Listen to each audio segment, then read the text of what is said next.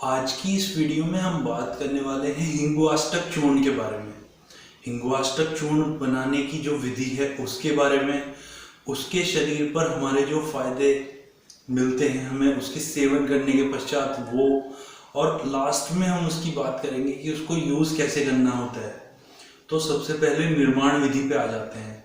हिंगुआष्टक चूर्ण जैसे कि नाम से पता चलता है, इसमें 8 तरह के इंग्रेडिएंट्स यूज होते हैं, जिसमें से 7 का चूर्ण बनाकर यूज किया जाता है और अंतिम जो यूज किया जाता है उसमें शुद्ध हींग यूज किया जाता है, जिसको हम चूर्ण को भुर्ज करने में भी इस्तेमाल करते हैं या भुर्ज करने के लिए इस्तेमाल करते हैं।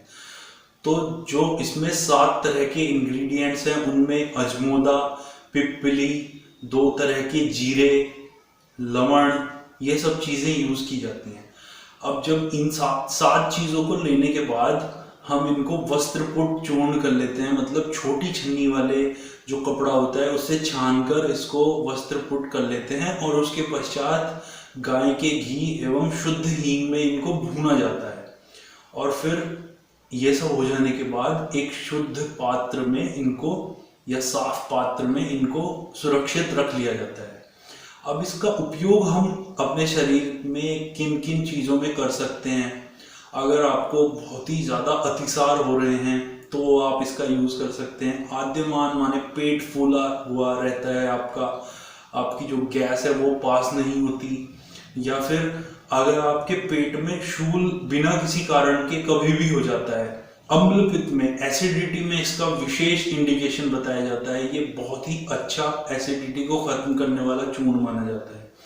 उसके बाद ये हमारे शरीर में प्रवाहिका में और साथ ही साथ प्लीहा वृद्धि, या आपको किसी तरह की मंदाग्नि या अरुचि की प्रॉब्लम है। मंदाग्नि या अरुचि क्या होता है? मंदाग्नि माने हम कुछ भी खाते हैं और वो देर से पचता है, जैसे आपने रात का खाना खाया और वो सुबह तक भी नहीं पच पाता, तो आपको मंदाग्नि नाम की जो रोग होता है वो हो गया होता है। माने उसमें हमारी जो डाइजेस्टिव फायर होती है वो कम हो जाती है और हमारा खाना समय से नहीं पच पाता, तो उसको ये बढ़ाने का काम करता है, पाचन को अच्छा करने का काम करता है। अरुचि क्या होती है?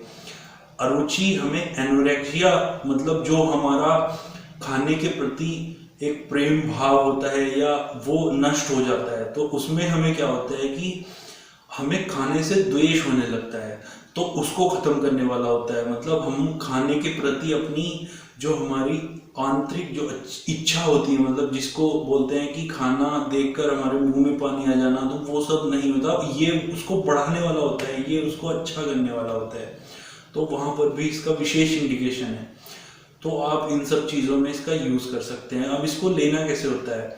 तो चूर्ण होता है, क्योंकि ये तो आप इसको ½ टेबल स्पून से लेकर 1 टेबल स्पून तक, डिपेंडिंग अपॉन द प्रॉब्लम, मतलब आपको कितनी बड़ी प्रॉब्लम है या कितनी ज़्यादा या कितने दिनों से है, तो उस हिसाब से आप इसकी डोज फाइनल कर सकते हैं। पर इसकी जो आइडल डोज है वो आपकी ½ स्पून होती है। आप गर्म जल के साथ इसको ले सकते हैं।